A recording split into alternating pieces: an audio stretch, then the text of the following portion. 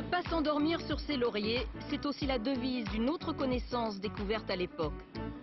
Un mangeur de grenouilles part à la conquête des amateurs de fish and chips. Laurent Veillé est cuisinier, un toqué de la bonne bouffe, tombé dans la marmite des affaires. Alors un cuisinier, ça se lève très tôt? Eh oui, parfois. Là, c'est pas pour faire mon marché, mais c'est pour prendre des rendez-vous avec les chefs qui sont à Londres. Des chefs qui pratiquent le métier de la même manière que Laurent, dans l'intimité des foyers. Il y a 14 ans, ce jeune cordon bleu lançait en France un nouveau concept, chef à domicile. Voici monsieur chef-service. Dans le civil, Laurent Veillé, 27 ans. Un repas de fête l'attend. Bonjour madame. Je suis désolé, je suis un petit peu en retard, mais... Ce soir, la famille Chambonnet célèbre la communion de leur fille. Madame fait appel au talent de Laurent Veillé pour la remplacer au fourneau. Un simple coup de téléphone a permis à Madame Chambonnet de choisir le menu parmi une cinquantaine de plats. Laurent Veillé s'est chargé des courses en faisant lui-même le marché. Un licenciement économique, après plusieurs années dans les cuisines de grands restaurants, lui permet de se lancer. J'ai l'impression que j'ai des ailes, quoi. Je suis libre, indépendant. Je fais le travail qui me plaît, c'est une passion. Pourtant, après un an de restauration à domicile, Laurent Veillé gagne à peine le SMIC. Aujourd'hui, la mayonnaise a pris. Laurent gagne 4 000 € par mois. Fini l'aventure en solo. Depuis 2003, il gère un réseau de cuisiniers qui œuvrent sous sa bannière. Sa petite entreprise, il la verrait bien prospérer aux quatre coins de la planète. On compte 17 chefs dans notre réseau en France. Et donc, l'idée, c'est de pouvoir en trouver autant dans chaque pays. Je pense que ça peut se faire assez facilement. Is this Kinwell Road? Ça a l'air d'être ici. Sur sa liste de cuistots londoniens, Laurent a repéré Christophe. Yes. In the kitchen? Un Français qui travaille dans ce restaurant huppé et qui fait des extras chez les particuliers. Laurent Veillé, enchanté.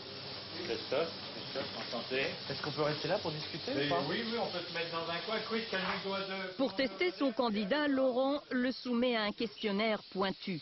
Les talents culinaires ne semblent pas être le critère déterminant pour intégrer le réseau. Donc, admettons, autre scénario, il te propose de venir, ou dès le départ, prendre l'apéritif avec eux, ou venir prendre le dessert avec les invités.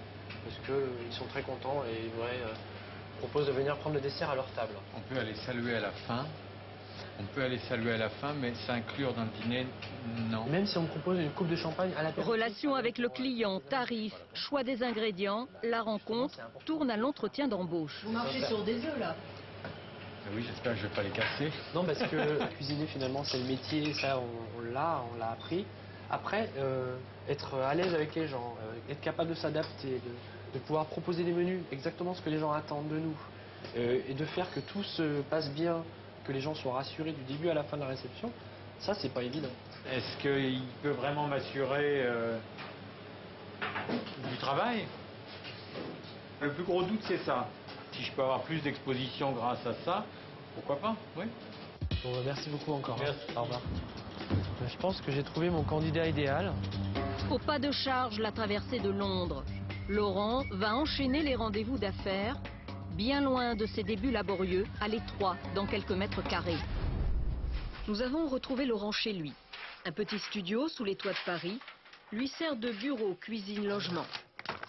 Aujourd'hui en France, créer son activité relève du parcours du combattant. Je suis allé voir la chambre des métiers. On m'a dit que j'étais pas un artisan, que je pouvais pas être enregistré à la chambre des métiers. Après, je suis allé voir la chambre du commerce. Même discours, on m'a dit j'ai pas de commerce, je peux pas être commerçant.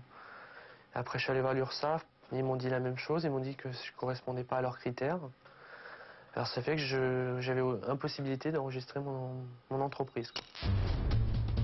Laurent n'a pas quitté son quartier des Halles, mais il a désormais pignon sur rue, ou plutôt au fond de ce couloir. Salut. Pas d'esbrouf, question train de vie. Les bureaux de chef-service sont à peine plus grands qu'une boîte de petits pois, en dépit d'une activité soutenue. À l'époque, quand on vous avait rencontré, c'était une dizaine de prestations par mois. Est-ce que ça a changé? Oui, maintenant c'est plus une dizaine par semaine, voire plus des fois. Et puis Laurent a désormais un assistant. Pour développer son entreprise, il a profité de deux atouts. Le boom d'Internet et le régime particulier accordé au service à la personne. Dans la